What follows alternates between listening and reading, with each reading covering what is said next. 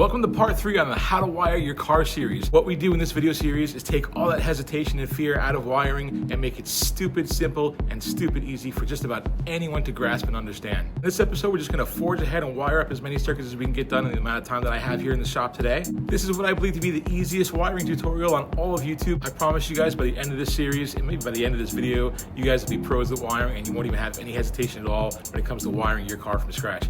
It's easy, you guys can do this, and I'm gonna make sure of it. If that sounds like something you guys are interested in, stick around.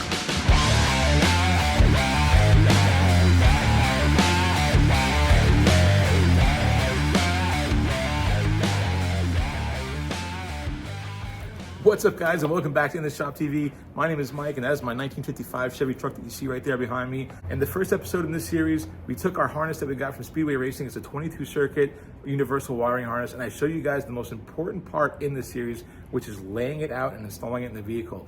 If you follow that video and you follow the steps in laying it out and bundling all your circuits together, I promise you, wiring your car from there on out is a breeze. So I'm not trying to get views out of you guys, but if you haven't seen that first episode, you really want to go back and watch it if you're trying to learn how to do this stuff. It's kind of integral and imperative to being able to wire your vehicle correctly. In episode 2 of the series, we showed you how to wire up different ignition systems, whether you have EFI, a carburetor, a standard key switch. We showed you how to wire up your brake pressure switch. And then we showed you how to wire up a really intuitive and super cool push button start system from the good people at Digital Guard Dog. So there's a lot of good stuff in episode 2. You want to check that one out too. But enough talking. I don't have a lot of time in the shop today. I got a lot of stuff going on, so I'm going to try to get as many circuits as I can done today. I know right off the bat we're going to do our dome light circuit. I know we'll work on the USB charger or like a cigarette lighter circuit. And I think if there's time, I'm going to try to get that front of the vehicle harness separated from everything that we do need and don't need in that harness and send it up to the front of the vehicle, and I'll show you how we do that. And I know a lot of people are going to be interested in that because there's a lot of wires in that front of the vehicle part of the harness that we're not going to need because we're running an LS engine that has its own harness. So we'll show you everything that you need to separate from that bundle. All right, let's do it. So we're gonna start with a dome light here. So how I got the wire routed through here, I took kind of a stiff piece of fencing wire. You can use an electrical fish tape. There's something that you can fish in here, push through and out through the bottom. So it came down here and then I took my wires and taped it up and pulled the fish tape back up, and it pulled these wires with it. And this is what we have left hanging. I just put some shrink tube on this length of it and then taped it to the back wall. And right here, we still have some bare wires for a dome light. I gotta fasten these to the wall and clean them up, but right now I have them bundled up with my rear of the vehicle harness. And ending right here, we're gonna make a connection to our orange and white wires that are in this little chase that I installed here. If you guys remember back to episode 1, that little harness is right here. We just kind of snaked it up with the rest of our wiring up there under the dash and left it ending right here. What we're gonna do now is basically just clean up our wiring for our dome light and then splice it in right there. Just in case anyone's confused by the wiring colors at all, the white wire is going to be your ground, and the ground is a switch ground in the circuit, meaning the headlight switch is what actually opens and closes this ground connection and gives you light. The orange wire is your positive. And of course, kind of self-explanatory here with your dome light, your black is going to be the ground, not the white, and the red is going to be your positive. So the black's going to go to the white, and the red's going to go to the orange. Just like that. Got that scissor stuck in there just to hold the rear of the vehicle harness out of the way. Put a little bit of loom around that dome light wire. And we're ready to make our connection here.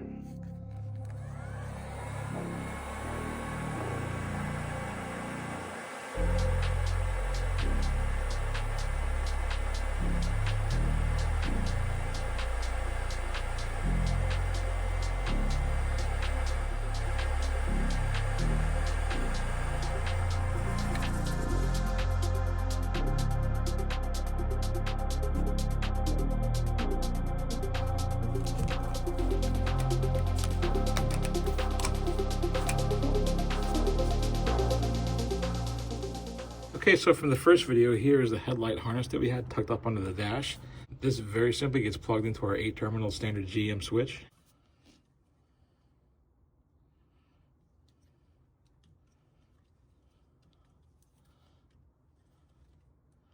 Just like that. So now we'll take our switch and run it up here into position. Thread our nut on, take our knob.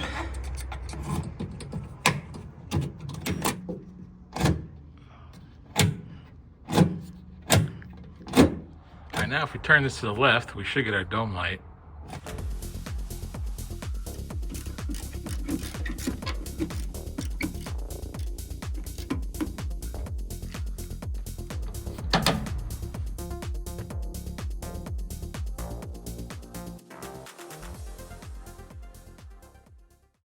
Okay, so with a dome light, I have a little USB plug here instead of a cigarette lighter we're gonna plug in. I just put some loom over it and left 2 wires hanging out the bottom.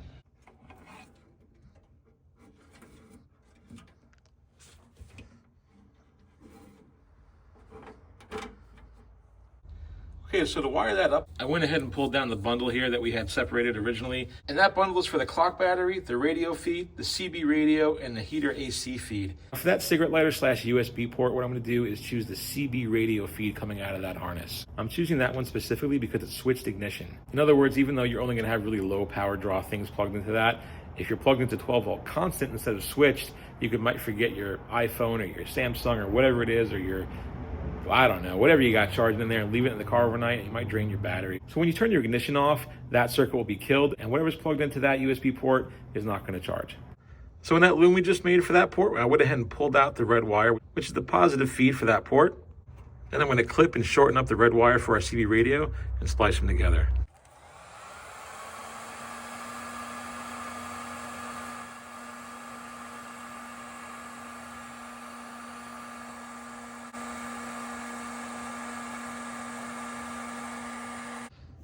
We'll get our ground wire hooked up.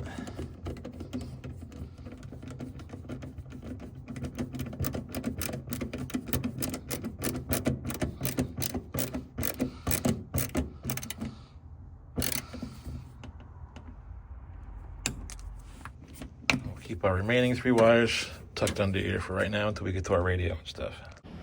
All right, so we ended last night with our USB port hooked up. I didn't show you guys it working, but what I did is I took a little charger and plugged my iPhone into it, and the charger works just fine. And it works with the second push of our push button start, which is accessory 2. So right now we're gonna turn our attention to the engine bay harness, which is that bundle of wires that I showed you guys that I have coiled up in the A-pillar. Now, a lot of people have been asking me how to integrate your vehicle harness with your LS engine harness. The kind of funny part about that is that there is really no integration at all. It's just that simple. You're just gonna separate everything in that harness that would be for your gauges and just coil them up and leave them off to the side.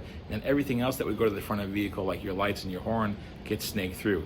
That's pretty much it. The only time in wiring this whole vehicle that your 2 harnesses are gonna meet is for that switched ignition wire that comes from your LS harness itself. That gets tied into your ignition wire from your vehicle harness and to your key switch or push button start, which we showed you in last video. So it's really just that one wire that makes this all work together. That's it. Everything else is completely independent of it. The engine and the engine harness is independent from your vehicle harness. So we're gonna go ahead and take this bundle out of our A column, and I'll show you guys what wires we're gonna separate and send forward and what wires we're gonna leave behind.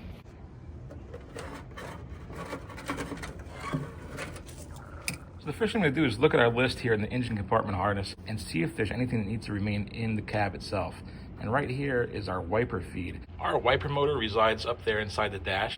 So I'm gonna go right to the beginning of the harness and pull that wire out so we can send it up inside the dash and exclude that from going to the front of the vehicle. So something else I like to do is take any wires that are in this harness that have exposed ends on them and just wrap a little piece of tape around the end of it. Don't need much. Just want to protect that piece of bare copper, because in the case that you don't know what's powered or not, this kind of saves you from, you're going to be running a lot of these stuff through holes in the metal, through the floor, and you could very easily ground out a circuit if you don't know if it's fused or not, or if it's live. So just by doing this, it allows you to start flinging these around and making contact with whatever you need without worrying about shorting anything out. Truthfully, we don't have a fuse and a fuse block for a lot of these different circuits, so there's no reason to actually do this, but for the sake of the video, for the sake of anyone who's maybe like a little bit not experienced with this, it's a good practice to get yourself in the habit of doing. I know, so right off the bat, we know that the only thing that actually has energy to it is our 12 volt switched ignition right now, so that does have tape on it. Well, everything has tape on it, but for my own purposes, the only things that I would really have to worry about is the 12 volt switch ignition and our headlight bundle, because as you guys saw yesterday, we just hooked up power to our headlight switch. Okay, so what else to separate from this bundle? Going back to our diagram here, what do we need in the front of the vehicle? Well, we know we need right front turn lamp, left front turn lamp, front parking lights. We do not need a coil wire. We don't technically need a 12 volt ignition wire, although sometimes it's handy to have it up there anyway. This is our wiper feed, which we just took out. This is our water temperature sensor. We do not need that. LS has its own in its harness. Oil pressure has its own in its harness. Headlight high beam will need. Headlight low beam will need. Horn feed will need. An electric fan you may or may not need. I'm not going to use it because I'm going to be running a separate system for the LS Gen 4 engine. So guys, pretty simple. What actually am I bringing to the front of the vehicle out of this? Well, lights and horn. That's it. So to make life easy, what we've done is I've separated the bundle that is going to the front of the vehicle from the bundle that's remaining inside the vehicle and not being used at this time. Okay, so here's what we're left with, nice and simple. Our wiper feed is just coiled up off to the side right there. It's gonna go up under the dash in just a little while, but for right now, it's out of the way. This is the unused engine compartment coil that we just made that we do not need any of this stuff, so we're just gonna simply say goodbye to that. And then we're just left with what's going to the front of the vehicle, that's it. And again, all that is high beams, low beams, left turn, right turn, horn, and parking lights. Now, believe it or not, the most difficult part of this is gonna be that I have to drill a hole in here. Now, this part was open originally, but when I was working on the cab, I tacked in a piece of metal just to close this area in, because I didn't want stuff splashing up from here and from the road and into our cab. That just seems dumb to me. So I tacked in a little piece of metal and I seam sealed it around the corners so it's nice and sealed off from the elements. So we've got our harness laid out over here. The next thing I want to do is get some braided lube on this just to protect the wire as it travels through our cab and sharp metal corners. Certainly don't have to do this part, but I find that it helps to bundle it all together with some tape just to get it to lay nice when you put that loom over it.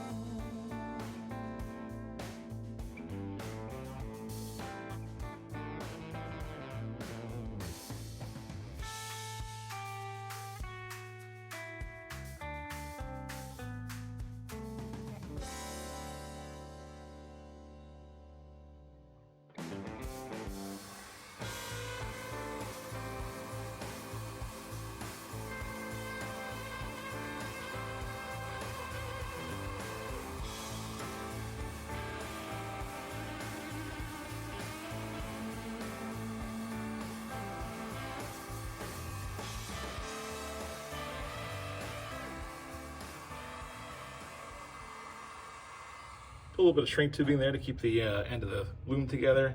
And just like that, we're all coiled up and ready to get snaked through, protecting our wires so we don't get snagged on anything.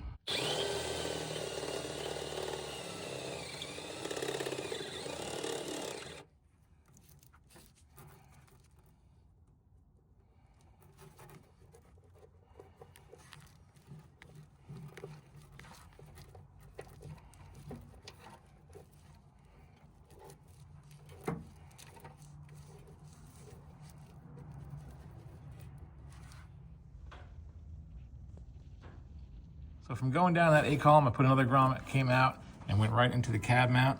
This will keep it safe from any road hazards that might come this way, and then we're just gonna snake it in the frame and up from there.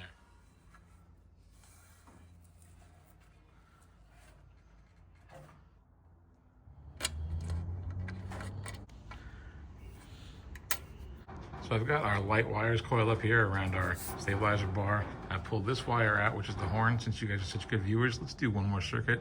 Do something fun, let's hook up this horn. So for the horns, I got dual horns set up. One is a high tone, one is a low tone. And they kind of give you that classic dual horn sound. I think what I'm gonna do is use these two core support mounts right here. I'll take the nuts off the studs coming through and just put the brackets, one on each.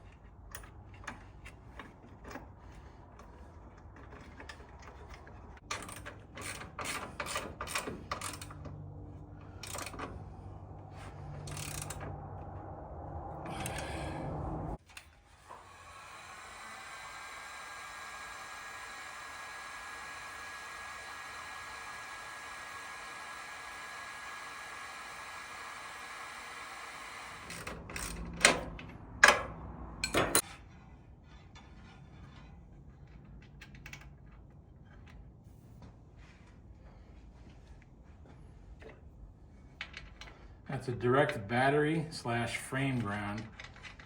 If you guys saw my battery and ground wiring video, you guys know that we can't get a better ground than this.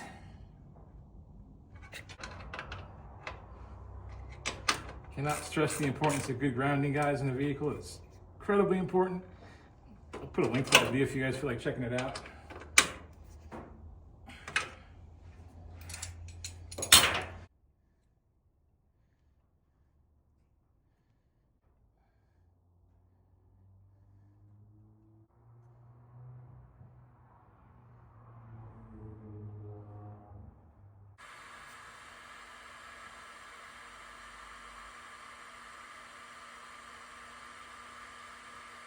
We'll take our positive horn lead that we set aside.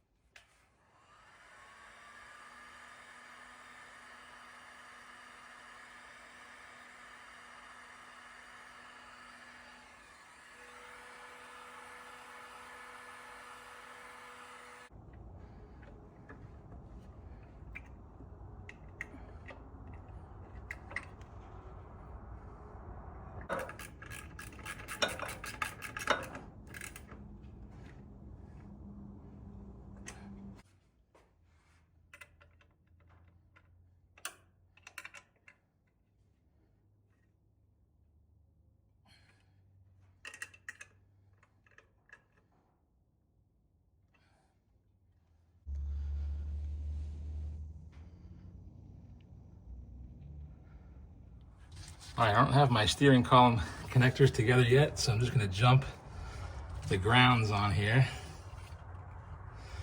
That should do it. Let's give it a shot. Nice. Well, it's not coming across on camera as loud as it is, but man, it is really, really loud, and I love the tone of it. I didn't want one of those kind of Euro-sounding wimpy horns where like, meet, meet. I mean, how good would that go over with a satin black 55 Chevy truck? Not too well, man.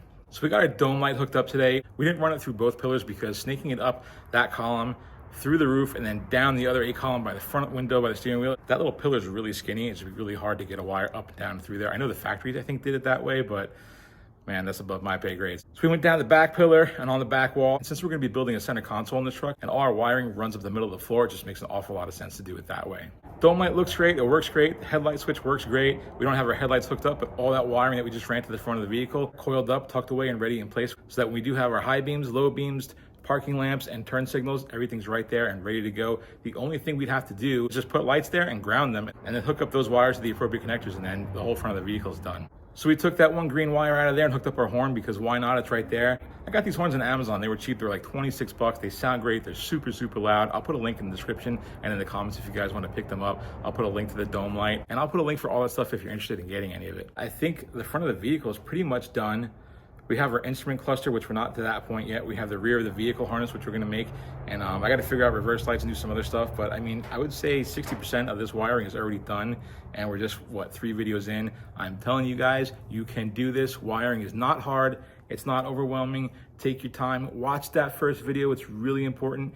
The first video makes all of this so simple and easy to understand, guys. I'm telling you, anyone can do it. If I can do it, you can do it. And it's totally easy. Anyway, guys, I would love it if you hit that like button. It really helps my channel out, and I really need the subscribers. So if you feel like subscribing, throw me a sub, man. I really need the help. Anyway, as always, guys, thank you so much for watching. And until next time, I'll see you in the shop.